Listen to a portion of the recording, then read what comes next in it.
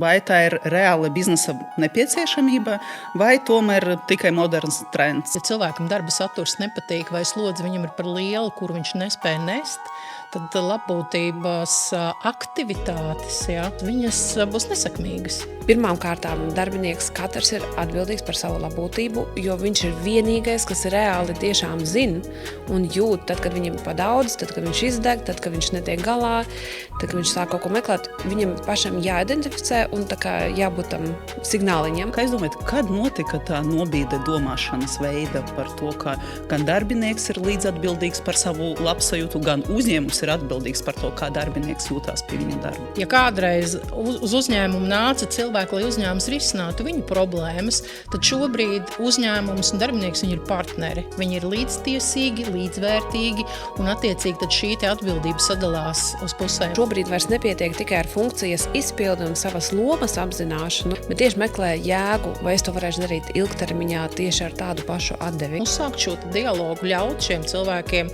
izteikt šo viedokli, dot viņiem diskusijai platformu un tad skatīties, kas ir tas, ko es kā uzņēmuma vadītājs varu atļauties izdarīt. Lielākā daļa jautājumu, kas ir saistīti ar cilvēka, es teiktu, labbūtību, kā viņš jūtās, iespējams tā saknes nemaz nav darba vietā.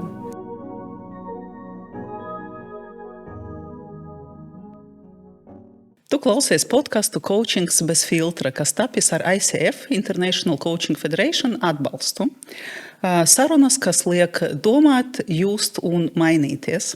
Es esmu Natāļa Arbeitere, mentors, coach un šodien sarunu vadītājiem. Un šodien mēs runāsim par tēmu, par kuru uzņēmuma vide dzirdam arvien biežāk. Par labbūtību. Taču aiz šī populāra vārda slēpjas kaut kas vairāk, vai tā ir reāla biznesa nepieciešamība, vai tomēr tikai moderns trends. Kā veidot vidi, kur cilvēki spēj sasniegt augstus rezultātus un vienlaikus neizdegot un nezaudēt motivāciju?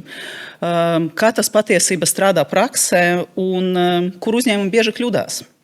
Un par šo mēs šodien runāsim ar mūsu viesiem. Tatjana Kučerenka, labbūtības un līderības coach, dekta personāla vadītāja, aktīvu meditāciju vadītāja un kinestiska tēla trenere. Sveika, Tatjana! Sveiki! Un ar Sandru Rudzīti, supervīzore, KPMG Latvija, cilvēku, kultūras apmācību un attīstības vadītāja. Jā, sveicināt visiem! Un sāksim mēs ar to, kāpēc tieši par labbūtību pēdējos gados runā tik daudz? Es nemācīšu pateikt tieši kāpēc, bet manuprāt ir īstais laiks, lai par to runātu. Manuprāt, kādu laiku bija fokus ļoti liels tieši uz ģimenes labbūtību un kas notiek ģimenē. Tas pats šobrīd pārnesies vienkārši uz uzņēmumiem. Un tas tiešām ir ļoti svarīgi. Es atkal varbūt skaidrotu tā, ka šobrīd cilvēks ir vērtība uzņēmumā. Un uzņēmuma vadībai īstenībā ir ļoti svarīgi, kāds cilvēks jūtas. Un tāpēc varbūt arī šī labbūtība ir kļuvusi tik aktuāla. Bet kā jums liekas, tas ir trends, kas pāries, vai tas pie mums uz palikšanu, un tā ir tāda biznesa nepieciešamība? Es uzreiz, ja varu atbildēt, tad es teiktu, ka man personīgi liekas, ka tas ir uz palikšanu, tam dēļ, ka pasaule mainās un vajadzības mainās, un tas, kas noteikti nemainās biznesā, ka neviens bizness nevar būt bez cilvēka, un lai šos cilvēkus biznesam piesaistītu, ir jābūt lietām, kam dēļ cilvēki ir gatavi nākt un darīt šo darbu. Runājot par labbūtību, kādas problēmas uzņēmumi viņi varētu risināt? Jo skaidrs, ka uzņēmums neieguldīsies, ja tas nenesīs viņam kaut kādu labumu. Idejiski, es, protams, gribu nākt ar pretjautājumu, kā tu saproti, kas ir labbūtība. Tāpēc, ka jautājums labbūtība, mēs katrs viņu redzam pilnīgi citādi.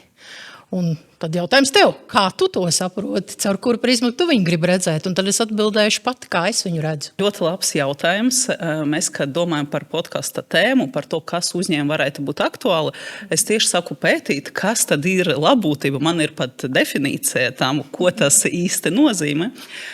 Bet runājot saviem vārdiem un no savas pieredzes, man liekas, ka tā ir tāda sistemiska pieeja, lai cilvēks varētu strādāt ilgstoši, būt motivēts un neizdegt. Un, ja man prasītu par tām problēmām, kas risina labbūtība, tad tieši tas būtu izdegšana, tā būtu motivācija, tas būtu tā kolektīva salidēšana un virzība uz mērķi. Man ļoti patīk, ka tu teici sistēmiski pieeja, tāpēc, ka īstenībā tas tiešām viss sakņojas jau pavisam citā līmenī. Tas nav tikai par cilvēku un uzņēmumu, tas ir stipri kaut kas vairāk. Tas ir gan par to darba saturu, ko cilvēks dara, gan par viņa darba kolēģiem, ar kuriem viņš to kopā dara, gan tas ir par to, teiksim, kādā vidē viņš to dara. Ja? Tas būtībā jau sākās pašās pamatlietās. Ja šīs pamatlietas nav cilvēkam nodrošinātas, tad mēs varam tur sapņot par daudz dažādiem labumiem, ko cilvēki caur labbūtību saprot, bet tie nemanīs pamatbūtību. Ja cilvēkam darba saturs nepatīk vai slodze viņam ir par lielu, kur viņš nespēja nest, tad labbūtības aktivitātes, ja, kaut kādas tur cēloņu, teiksim, mazināšanas, viņas būs nesakmīgas. Tas ir mans tāds uzskats. Ko tu domā, Tāķena, par šo? Jā, es uzskatu, ka sistemātiskums ir viens no pamata lietām, kam jābūt kā sistēmai iekšā uzņēmumā. Un arī par to, ko tad darbinieki iegūst, ka pieprasa pēdējā laikā ļoti bieži novēro, ka viņi tieši meklē jēgu tam, ko viņi dara. Kad cilvēkam šobrīd vairs nepietiek tikai ar funkcijas izpildi un savas lomas apzināšanu, pat arī sava tā kā nomaiņu, ko viņš gribētu darīt uzņēmumā vai lomas nomaiņu, bet tieši meklē jēgu, vai es to varēšu darīt ilgtermiņā tieši ar tādu pašu atdevi. Un tad mēs cenšamies atrast motivāciju tieši jēgā, kad cilvēks redz, kā tas ietekmē gan viņa dzīvi, gan kopējo uzņēmuma dzīvi un vispār, vai viņš identificējās ar to amatu un izpildājumiem pienākumiem. Mēs ieneram ļoti dziļi labbūtības jautājumu līdz pašai saknei, bet tad jautājums, kurš ir atbildīgs uzņēmuma par labbūtību?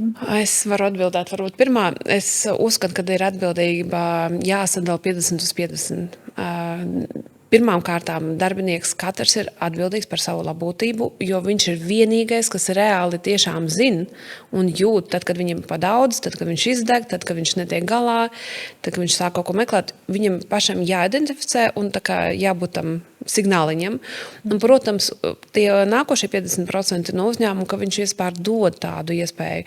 Man ļoti patīk kāda programma tieši KPMG, ka viņi atbalsta un dod tādu iespēju vispār realizēties tajā labbūtībai. Bet es teiktu tā, 50/50. Es pilnīgi piekritīšu tev, Tāķena, jo katrā ziņā šobrīd arī tas skatījums, ja mēs skatāmies vispār, tad, ja kādreiz uz uzņēmumu nāca cilvēki, lai uzņēmums risinātu viņu problēmas, tad šobrīd uzņēmums un darbinieks viņi ir partneri. Viņi ir līdztiesīgi, līdzvērtīgi un attiecīgi tad šī te atbildība sadalās uz pusēm. Un es šeit varu tikai vienīgi piekrist. Neviens vadītājs tā līdz galam nevarēs zināt, cik daudz katrs darbinieks var izdarīt. To viņš var pateikt tikai pats. Jā, un tad attiecīgi viņam pašam par to ir jārunā, jāstāsta, kas ir tā viņa interese, kas ir varbūt tā viņa robeža, kurai viņš negrib iet pāri. Un attiecīgi uzņēmuma pusē tā atbildība ir sadzirdēt, radīt apstākļus, radīt vidi, lai šis cilvēks varētu, teiksim, sevi labi realizēt un arī cilvēkam netikt nodarīts pāri. Kaut kādā veidā prasot no viņa daudz vairāk, kā varbūt vajadzētu. Protams, biznesā tur ir skaidrs biznesa mērķi gūt peļņu un loģiski, kā tīri automātiski uzņēmums prasa. Bet šeit tādai uzņēmumu pusē vai uzņēmuma vadības pusē tādai sirdsapziņai, cik tu daudz vari ņemt, kurā mirklī iestājas tas līdzsvars, kad tu esi gatavs kaut ko dot arī pretī, bez algas, bez kaut kāda elementāru aprīkojuma vai lietu nodrošināšanas. Tāds, es teiktu, ceļš uz līdzsvaru. Jā, es varētu arī papildināt, ka labbūtība arī manā izpratnē ir tā, ka tā ir cilvēka tā kā spēja un uzticēšanās sajūta, kad es varu būt atklāts ar uzņēmumu vadību vai savu tiešo vadītāju. Mums var izveidoties tā atklātā saruna, kurā es varu pastāstīt, kā tiešām es jūtos, tādā veidā nenodarot pāri savai karjerai vai sev vai komandai vai vēl kaut kam. Tā ir tāda uzticēšanās iespēja un vide, kad mēs vispār par to varam runāt. Manuprāt, tas arī ir ļoti svarīgi, kad ir uzņēmumos šādi. Tas, ko jūs abas sakat, tas ir milzīgas pārmaiņas domāšana. Darbinieki sāk domāt savādāk un uzņēmumi sāk domāt savādāk. Kā jūs domājat, kad notika tā nobīde domāšanas veida par to, ka gan darbinieks ir līdzatbildīgs par savu labsajūtu, gan uzņēmums ir atbildīgs par to, kā darbinieks jūtās pie viņa darba? Es nevarētu pateikt konkrētu datumu, kad tas notika būtībā, bet es teiktu, ka, ja mēs skatāmies tādā robežā, noteikti, ka palīdzoši bija Covid periods, kas lika cilvēkiem paskatīties mazliet savādāk, transformēja gan uzņēmumu domāšanu kā tādu par cilvēku, gan arī paša cilvēka kaut kādu domāšanu, kā viņš ir spējīgs pielāgoties strādāt apstākļos, kad viss mainās un mainās strauji. Jā, Covid mums ļoti daudz ko mainīja. Jā, un manuprāt, cilvēki arī Covid laikā vairāk uzņēmās arī atbildību par savu labbūtību, kas ir darba vieta viņa mājās. Un līdz ar to tas varbūt arī ietrenē mazliet vairāk to, ka viņi ir paši atbildīgi par to, kā viņi jūtās un kā viņi veido to vidi, kurā viņi darbojās. Un tas tika pārnests arī vēl vairāk uz uzņēmumu. Kāda ir vadītāja loma šajā? Manuprāt, tieši sadzirdēt darbinieks un būt nenosodošam, tā kā non-judgmentāli, ja, kad sadzirdēt to darbinieku un pieņemt to, ko darbinieks saka, lai atrastu veiksmīgāko risinājumu.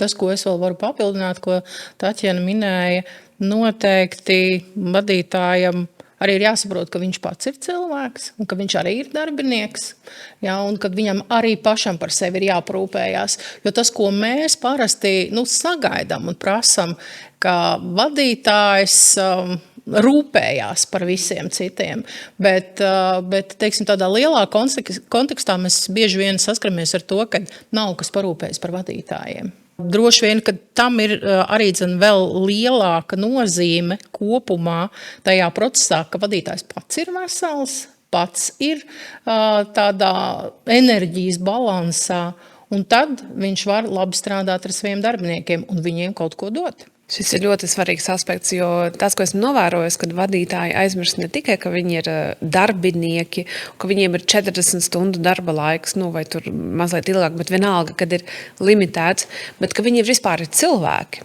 Ļoti bieži ieskrien tādās sliedēs, kad ļoti veiksmīgi var sasniegt īstermiņā, bet ilgtermiņā tieši, kad nav tā sevis izveidotā tā atbalsta sistēma, nevar sasniegt augstus mērķus.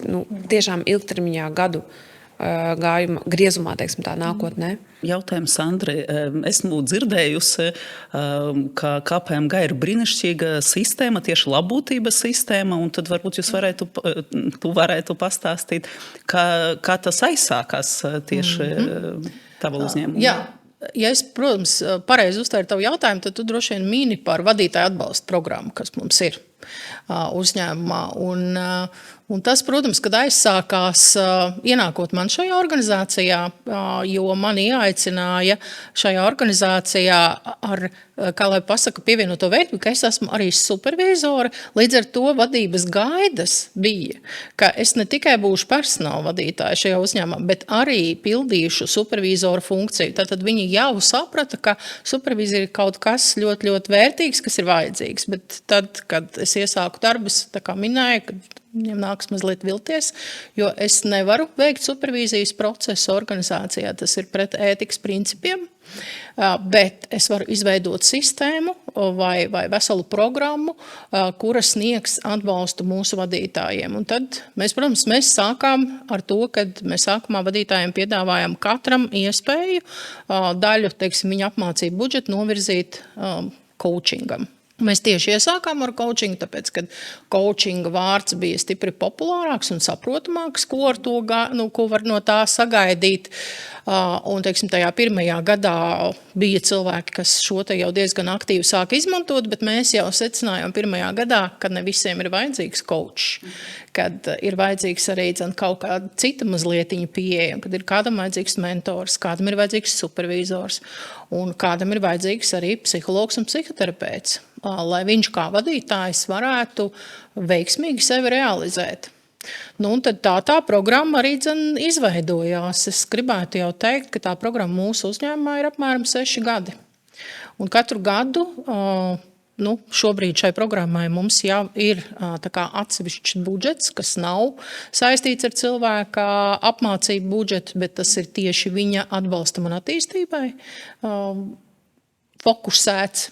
Un tad, attiecīgi, katrs vadītājs var izvēlēties sev katra finansu gada ietvaros kādu speciālistu, kas viņam var palīdzēt būt labākam vadītājam, būt labākam cilvēkam, būt labākam sev. Jā, būtībā. Tas ir tas, kas mums šobrīd KPMG ir pieejams. Jā, lieliska pieredze. Paldies, ka dalaties, jo dzirdat, nāk arī ārpus uzņēmuma atsauksmes, cik tā programma ir laba.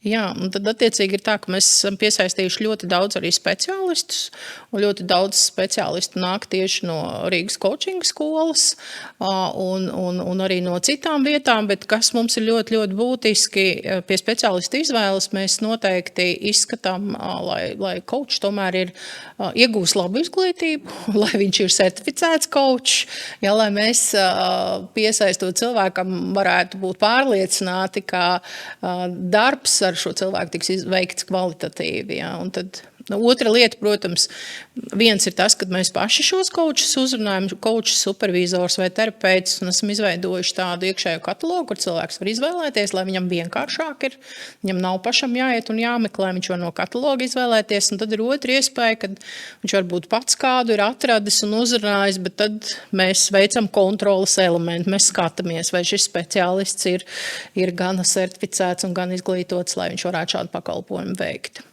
Tas ļoti labi iet kopā ar ICF Latviju, ar mūsu misiju, ar mūsu vērtībām, jā, lai coachi ir profesionāli, jā, un strādā atbilstoši ētikai. Tāpēc jūsu uzņēmums tiešām ir ļoti labs piemērs, kā var labūtības programmu ieviest un izdarīt to jēgpilni. Jo runājot par labūtību, bieži vien darbinieki citos uzņēmumos saka, mums tāda ir, jo mums ir augļi virtuvē un mums ir pieejama joga biroja. Ko jūs domājat par tādiem labūtības elementiem? Tiem ir vieta būt.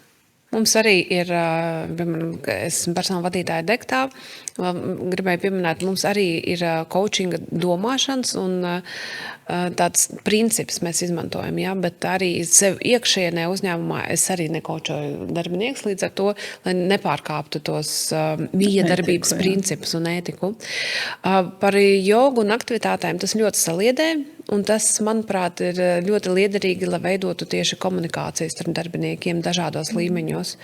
Tīri, lai izveidotu saiknes psihomedicinās. Tas ir ļoti liederīgi. Citiem šķiet, ka tas ir pietiekoši labūtībai. Ja tur izveidojas patiesa kontakts, kurā viņi var izrunāties, iespējams, tas arī strādā, bet atkal kā to nomonitorēt un izsakot, vai tiešām tas dod rezultātus. Tur ir tāds cits jautājums. Jā, ļoti labu tēmu par mērīšanu. Vai labūtību var izmērīt? Labūtību sarežģīti mērīt, bet var izmērīt. Tas, kā es parasti daru, tās ir anketas, kas ir pirms, tad, kad darbinieks atnāk pirms visām konsultācijām un tad pēc visām konsultācijām. Jo, protams, viss tas, kas notiek konsultācijās, bet coaching sesijās, tas ir konfidenciāli, bet tieši tās anketas atbildes, tas ir tas, ko var vadībai prezentēt, kad lūk, šeit ir, kas bija un tas, kas ir sasniegts. Tad šobrīd, manuprāt, tas, ko esmu izdomājis, tas ir vienīgais mērījuma instruments. Jā, es varbūt sākšu ar to jautājumu par tiem augļiem un jogu. Es piekritīšu tev, Tatjana, ka jā, šīs ir lietas, kuras ir jauki, ka viņas ir. Bet, ja ir kaut kāda teiksim, nopietnāka problēma, cilvēks strādā visu laiku milzīgā pārslodzē vai teiksim, nezinu, viņiem kompetenci trūkums vai viņu vadītāji nav kompetenti, augļi un joga nepalīdzēs, vai, teiksim, kārtējas elpošanas kurs, viņš absolūti nepalīdzēs. Jā, tad ir, principā, labūtība tiešām viņa sākas ar visām pamatlietām.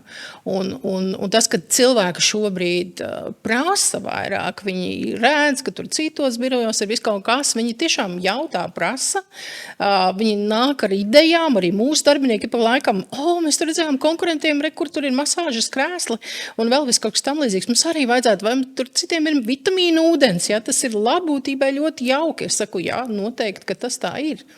Un arī piekritīšu, ka teiksim, tādas labūtības lietas viņas var mērīt. Mums ir katru gadu globālais cilvēku pētījums, kurā ir teiksim, arī šis labūtības aspekts iekšā tiek mērīts katru gadu, vai ir kaut kādas izmaiņas vai nē.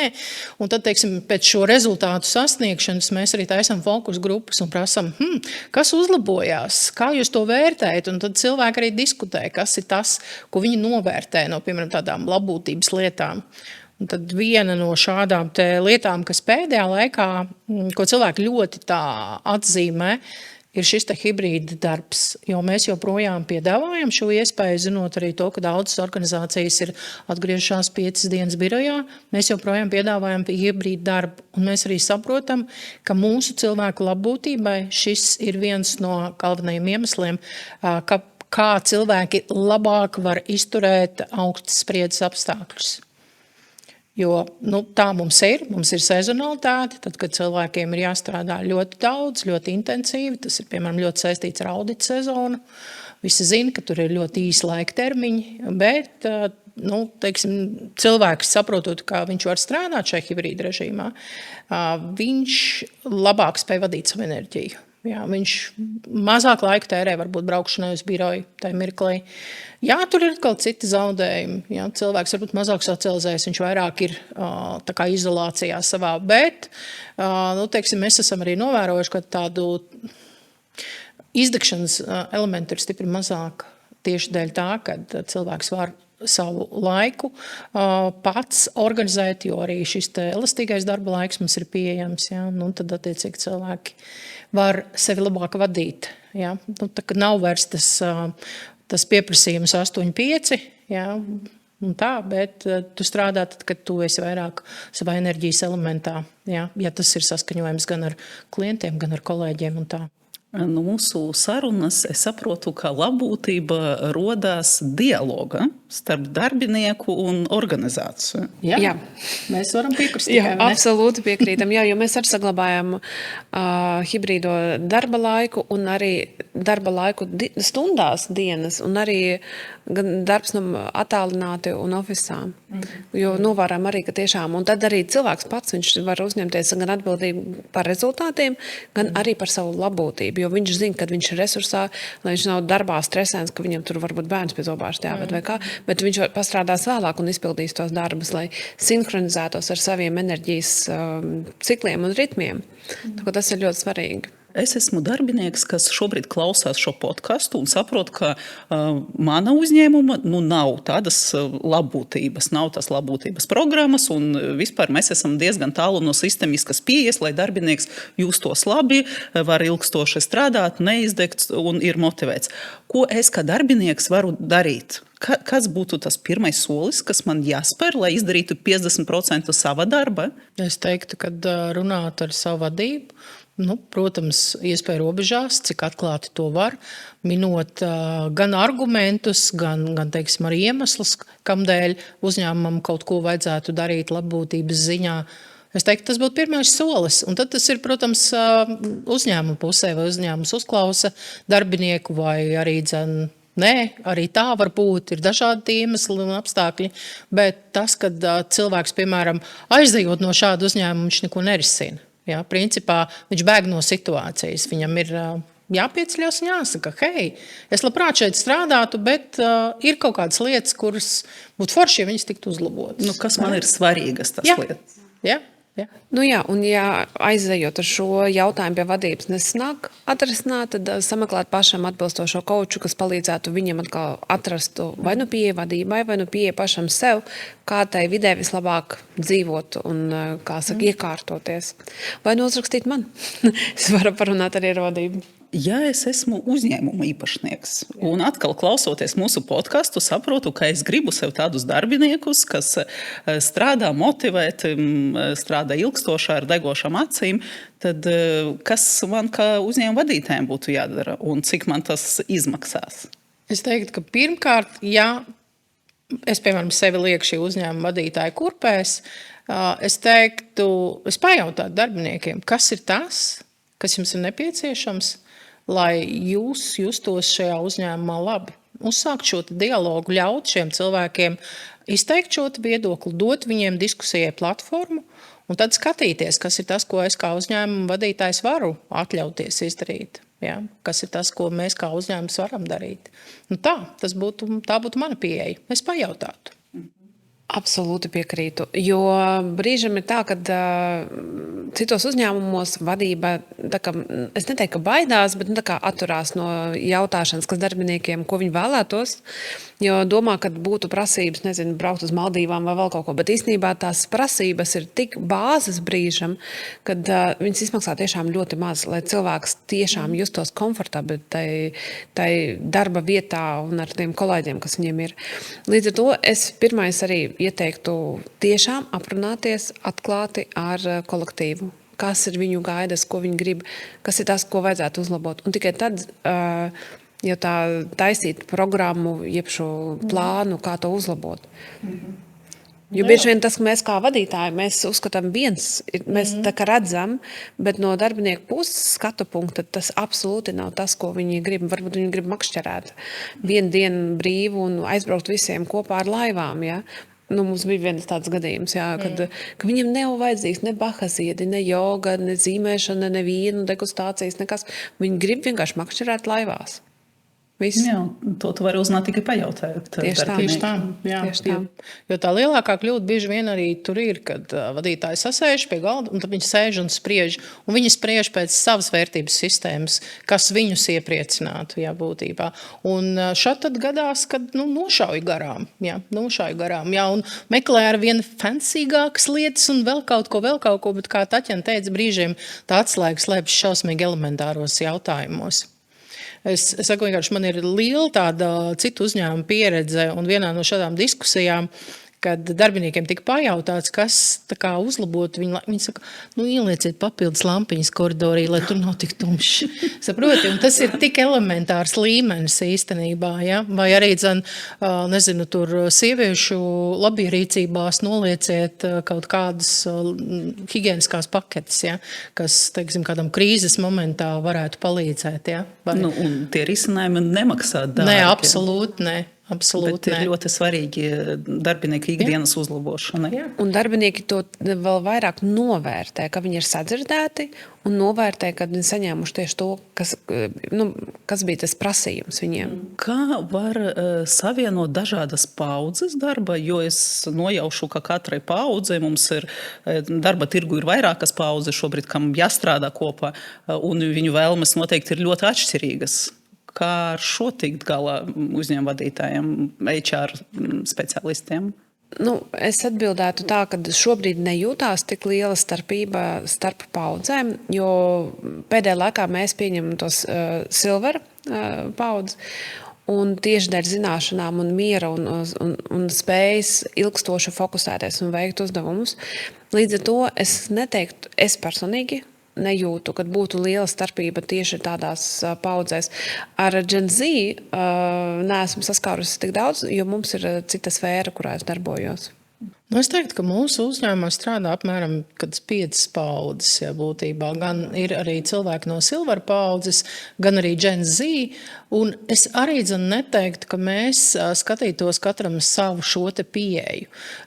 Es teiktu, ka tā pieeja mums ir tā kā visiem līdzīga vai vienāda. Mēs neizdalām šos te vecumus kaut kādā veidā, bet tas, ka tā cilvēka uztvere vai spēja ņemt pretī ir dažādi, tas arī ir, teiksim, varbūt vecāka paudze kaut kādas lietas novērtē vairāk, jaunākā paudze uzskata, ka tas ir must have, ja, būtībā. Nu, tā ir tā, ar kādu cieņu vai pietātu pret to, ko uzņēmums dod, šie cilvēki attiecas. Ja, tātad tas arī ir ļoti, ļoti saistīts ar to, kāda ir bijusi viņa iepriekšēja pieredze. Ja. Cilvēkam, kuram šī ir pirmā darba vieta, viņam ir pilnīgi citas prasības. Viņš paskatās, hei, mums virtuvē ir tikai 5 sīrupiņu kafijai, mums vajadzētu vēl vismaz 3 klāt, ja, un tad atnāk kāds cilvēks ar pieredzi citos uzņēmumus, jums ir sīrupi. Ja, būtībā, un tu pavelti. Ja, un tad tas liekas, jā, nu, kā tas ir no cilvēka pieredzes. Ja cilvēks neko dzīvē nav citu, viņš redzējis, viņš uzskata, ka tas ir normāli. Tas ir ļoti normāli, ko uzņēmums dara. Cits atkal saprot, ka tas ir milzīgs darbs, un tā ir milzīga uzņēmuma atdošanās, ja, un rūpes. Kamēr tu nenokļuvi tajā uzņēmumā, tad diezgan grūti izvērtēt, jā, kāds protams. būs tas uzņēmums un cik viņš būs orientēts, lai darbinieks tur justos labi. Vērtējot uzņēmumu no malas, izvēloties darba vietu, kā var neiekrist mārketinga labbūtība, kur stāsta, ka mums ir joga un augļi, bet tiešām izvēlēties uzņēmumu, kur jēgpilni izturās pret šo programmu. Es teiktu, ka ļoti daudz līdz tas, kad kandidāti atnāk jau uz uzņēmumu un ir iespēja parunāt ar citiem komandas biedriem jau interviju laikā. No turienes var dabūt ne tikai to, ko viņi paši kā darbinieki atbild, bet arī to sajūtu vairāk, jo tā kā tie cilvēki jūtās, nu to, es tā zinātnīs nav, bet to vibrāciju jau varēs just arī to interviju laikā un uzjautājot par labūtību un var izsacināt, to var sajust, vai tur ir tiešām labūtība, vai cilvēks jūtas sadzirdēts, vai viņš jūtas labi, vai viņš jūtas redzēts un novērtēts, to var sajust. Manuprāt, jau interviju laikā. Jā, es tev pilnīgi piekritīšu, un, kad tas ir gan interviju laikā, gan arī, protams, ir jāpajautā saviem draugiem arī kaut kas, bet arī tur var nebūt patiesa informācija, jā, jo ir jāskatās, kas ir tā pa vidi, kurā tu gribi ienākt, saprast, vai tas darba konteksts tev vispār interesē. Jā. Nu, mēs arī interviju procesā mēs esam diezgan atklāti. Mēs sakam, ka pie mums ir jāstrādā. Ja gribās labi pavadīt laiku, tad šis nebūs īstais uzņēmums. Jā. Kad jā, mēs pretī piedāvājam pensiju pasākumus, ir viss kaut kas cits, bet par to mēs prasam, lai tu nāc uz darbu un dari savu darbu atbildīgi. Un tas ir tas, kas, teiksim, dažkārt jauni cilvēki, viņi paskatās, wow, jums tur ir tādi forši posti, jums ir ballītes un tā tālāk. Es saku, ballītes ir tad, kad viņas nopelna. Ja? Tas ir tad, kad ir kārtīgi pastrādāts, un tad pretī uzņēmums ir gatavs dot labu, foršu, stilīgu ballīti, kurā tad iztrakoties un izballēties, bet ir arī parasta ikdiena, kurā ir jāstrādā un ir jādara tas, kas ir vajadzīgs. Jā, mums ir ļoti līdzīgi pieeja, mēs ļoti atklāti runājam par to, ka tiešām ir diezgan termiņi un mūsu darba specifikas fintechs ir ļoti ātri, viss mainās, dinamisks, un mēs arī runājam, ka ir jābūt pielāgošanās spējai ļoti salīdzinoši lielai. Un tas arī izveido tādu atklātu dialogu, kuru ir iespējams pēc tam uzturēt darba attiecību laikā. Kad jūt, ka tā ir patiesība, kad nav jāveido kaut kādas fasādes, maskas vai vēl kaut kas, kad ir šādi. Take it or leave it. Jā, un lielākais kompliments, kas bija arī no viena cilvēka, kas pievienojies uzņēmumam, bija tas, ka viņam no ārpuses likās, ka ir sliktāk. Ja? Viņš atnāk un viņam likās, ka būs ļoti daudz tādi nopietni cilvēki ar pieredzi. Viņš atnāk un ļoti daudz jauniešu. Viņš saka, wow, ir labāk, kā es biju iedomājies. Un tas, man liekas, ir tas lielākais kompliments, ka cilvēks nenāk ar milzīgām tādām ekspektācijām, kuras sabrūk kaut kādu iemeslu pēc, bet viņš varbūt ir bijis ar mazliet sazemētāku šo te skatījumu, un tad viņš jums vēl tas, un vēl šis jums ir, un vēl šis, kāpēc, lai šeit nestrādā? Kas vēl labbūtības aspekti ir tas, ar ko es gribētu padalīties, bet es nepajautāju, ko es noteikti gribētu izstāstīt? Es noteikti gribētu izstāstīt, ar ko esam saskārusies citos uzņēmumos, darbojoties kā coach, kad lielākā daļa jautājumu, kas ir saistīti ar cilvēka, es teiktu, labklājību, kā viņš jūtās, iespējams, tā saknes nemaz nav darba vietā. Un atrisinot jautājumus, kas ir privāti nesaistīti ar darbu, cilvēks daudz fokusētāk var veikt savus pienākumus un virzīties uz mērķu sasniegšanu, kas ir uzņēmumā, kad sākumā atrisina tos jautājumus, kas viņam ir svarīgi. Kad nav tikai tā, kad, ja cilvēks saka, es netiek galā termiņiem, ja piemēram, runājot, ka bija viena klienta un viņai visu laiku tā trauksme, kad netiek galā ar termiņiem, nekas, viss slikti. Un izrādās, ka tas triggers notiek vispār pēc darba laika, un tas absolūti nav saistīts ar darbā notiekošo.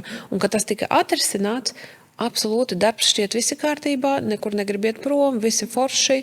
Es te turpināšu vislabi tad, kad sastrukturizēju tieši to privāto laiku, jo tas privātais apzinātais laiks, ko mēs pavadām mājās, ir reāli 2-3 stundas. Un tas, ko mums satriggerē nākošā dienā, atnākot uz darbu 8 stundas, mēs tur apzināti darbojamies un šķiet un var sajaukt, ka tās triggers ir no darba, bet īstenībā puse cilvēku risina privātos jautājumus.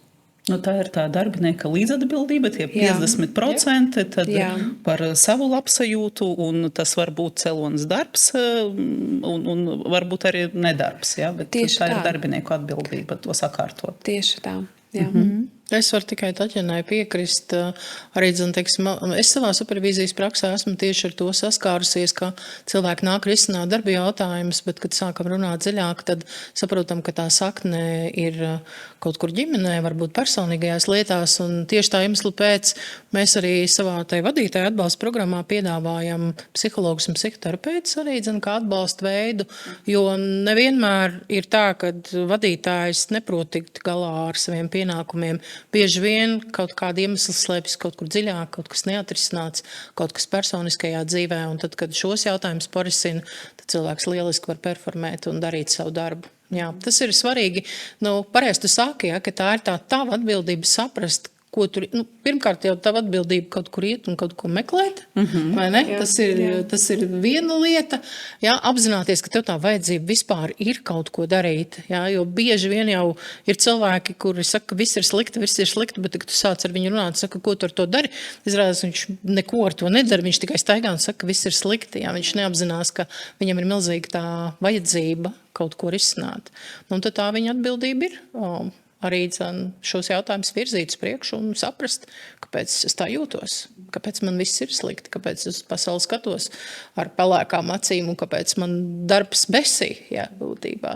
Man patīk, ka mums šodienas saruna bija tāda pavisam praktiska, nevis par teoriju un skaistām definīcijām, bet par tām lietām, ko var darīt gan darbinieks, gan vadītājs ikdiena. Un Taķena jau dalījās, ka pajautājot darbiniekiem, tad nāk dažreiz tādas pārsteidzošas lietas par to pašu makšķerēšanu, ka tas ir svarīgi pabūt kopā, bet varbūt vēl ir kādas tādas pārsteidzošas lietas, kas nemaksā dārgi, neprasa daudz laika, lai to realizētu, bet dot ļoti lielu ietekmi, kas ir no jūsu prakses un kas strādā uzņēmumos. Paprasīt darbiniekiem. Tas ir labākais padoms. Jā, paprasīt darbiniekiem tiešām. Un otrs, tā kā nenovelt to atbildību par kaut kādu komandas labklājību tikai komandas vadītājiem. Tikai divi tādi ieteikumi. Jā, droši vien vēl no savas puses, teiksim, bija kaut kādiem tādiem tips un triks, tas, ko es esmu savā uzņēmumā darījusi, kad jūti, kad ir tāds monotonāks laiks, kad ir ļoti intensīvs darbs, tad uztaisīt kaut kādas flashmob aktivitātes. Pēkšņi visiem ir jāsanāk virtuvē uz glāzu šotiņa, būtībā, un šotiņš ir kaut kāds vitamīnu dzēriens ziemas laikā, kad ir ļoti, ļoti traki, un atkal, vai pēkšņi ir atrasts saldējums visiem, kas ir birojā, būtībā kaut kādas tādas lietas, kas tam cilvēkam, viņam palīdz mazliet izrauties no tā rutinizējuma, un atkal tas nemaksā uzņēmumam dārgi, bet tas iedod to sajūtu, kad uzņēmumam rūp, ka tev ir grūti, un tev var būt grūti dažkārt darba vidē tikt galā ar visiem uzdevumiem, bet atkal no otras puses, ja, tu tiec kaut kādā veidā atbalstīts. Par tiem vadītājiem es arī paņēmu to tavu domu, jā, kad bieži vien teiksim, tā arī ir, kad vadītājs ir milzīga nozīmīga atbildība viņam par viņa komandu un komandas darbu, bet arī bieži vien tikai vadītājs visu nevar viens pats. Ja, tur ir vēl citi ietekmējušie apstākļi vai apsvērumi, kam dēļ varbūt rodas kaut kādas problēmas. Jo, ja kādreiz teica, kad cilvēki nāk uz uzņēmumu, bet iet prom no vadītāja, tad šobrīd šis teiciens jau mainās uz to, kad iet prom no kultūras. Un nevienmēr vadītājs var teiksim, mainīt šo kultūru, ja organizācijas kultūra kopumā ir tāda, kur cilvēkam nav pieņemama. Vadītājs var daudz, to es varu teikt, kad vadītājs ir kā karavadonis, kuram viņa darbinieki var sekot, un tas noteikti ir ļoti, ļoti nozīmīgi, ka vadītājs ir tāds, kuram seko, bet viņš nevar novērst visas lietas. Jā. Kaut kādā mirklī arī viņa spējas ir limitētas, vai ne? Tieši tā. Sandra, tu paceli ļoti svarīgu jautājumu par kultūru. Mums ir podkast epizode par coachingu kultūru. Atstāsim saita zemāk, lai es varētu arī to noskatīties.